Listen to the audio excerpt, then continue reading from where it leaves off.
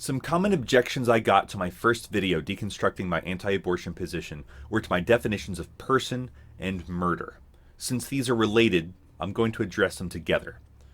My definition of murder was killing an innocent person. Now, before I go any further, I think it's important to say that I'm not talking about a legal definition here. I'm making a moral case, not a legal one, so I'm not talking about what you go to jail for.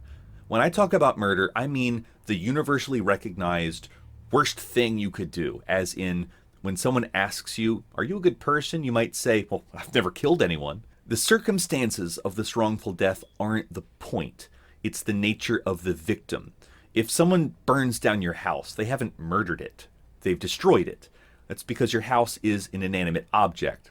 If a houseplant was inside, they killed it because it was alive, but they didn't murder it because it wasn't a person.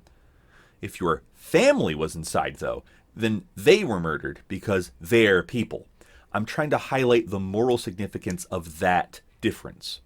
We intuitively recognize that it's worse when a person dies than when an object is destroyed. We also make a distinction for the death of a living non-person, which can be killed but not murdered. Now, my definition of person is a being with an inner mental world and some sense of self that one can have a personal relationship with. Since I used my dog as an example before, let me use him again. Hold on. Okay, we know that our eyes have red, green, and blue cones that let us see color. We can also examine the eyes of other animals to figure out what colors they can see. It turns out that dogs don't see red. They only have cones for yellow and blue, so we can approximate their vision with a color filter. You'll often see videos like this described as how dogs see the world or how the world looks to dogs. Now, we could talk phenomenology, but the point I'm more interested in is we have this representation of what dogs see, but if a dog doesn't have an inner mental world, then no one sees this. This may be a representation of the light that a dog's nervous system responds to, the same way that your TV responds to a remote control's infrared light, but dogs see the same nothing that rocks dream about. This video does not represent any experience or sensation.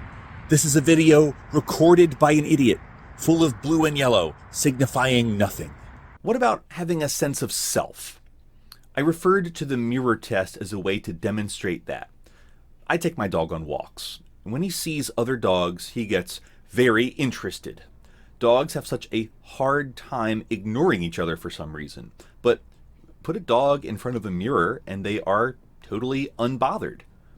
The only reasonable explanation is that a dog sees its own reflection and recognizes, that's not another dog, that's me. Me. You are Borg. You will assist us. I will not. What did you say? I will not assist you. Now, perhaps some might object to my use of the word person. Okay, that's fine. What I'm really trying to describe is some entity that has moral value. The immorality of burning down your house is a different kind of wrong than burning your house down with your family inside. The difference between your house and your family is that your house won't feel pain when it burns, and there isn't a unique self that disappears when the house is destroyed. The last part of my definition was the ability to form personal relationships because we only have direct access to our own inner mental life and sense of self. We have to infer that other people are actually people by interacting with them. Basically, they have to pass the Turing test. If it is possible for you to meet a being, interact with them verbally or non-verbally, and for you to reasonably conclude that they experience the world, feel pain and pleasure, and exist as an entity that realizes it is an entity, then congratulations. You found a being with moral value. That is the kind of entity that it is wrong to needlessly harm. In the pro-life position, abortion is murder because murder is when you kill someone, and a fetus is someone. What that boils down to is abortion is wrong because it destroys an entity with moral value. That's what I'm talking about. Now, I can see a few possible ways that someone could respond to this. One is to say that humans have additional mental abilities that elevate us above other animals, and those specific qualities are what make humans uniquely morally valuable. If this is the case, then you need to explain what's wrong with animal cruelty, since merely causing suffering in a self-aware creature apparently isn't enough. Another common response has to do with a human's nature and examples of when the characteristics of personhood are diminished or absent. People lose consciousness when they sleep. Sociopaths don't have empathy. There are people with cognitive impairments or degenerative neurological conditions. I feel the same moral imperative to honor the personhood and dignity of all these individuals. And one quick and easy way to do that is just declare all living members of the human species as people. Make human and person interchangeable. And it seems kind of obvious that you should, because if you don't, then we all start wondering whom you are trying to exterminate, because that is how to justify a genocide. I've explained why I don't think personhood should be limited to humans, which is why I don't think person should be synonymous with human.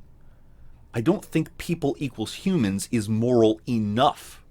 So the only way to expand the sphere of moral worth, to make it more inclusive, is to disconnect it from species and associate it with certain existential qualities.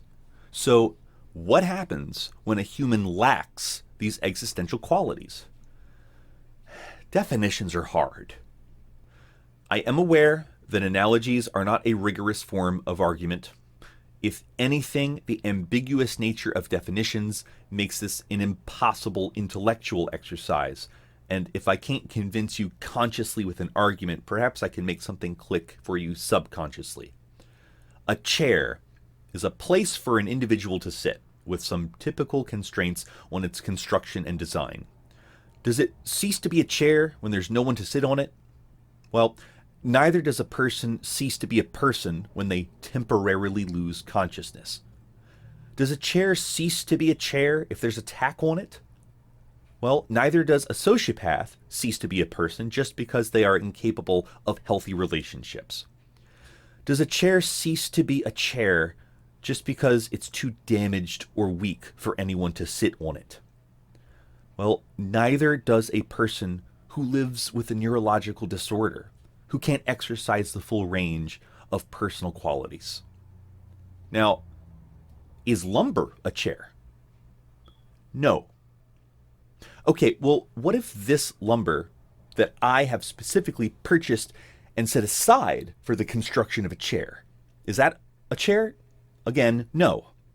Now, if you were cold and you burned that lumber for heat, I might say, hey, that's my chair. And I wouldn't exactly be wrong, because that was the goal I had in mind with that lumber.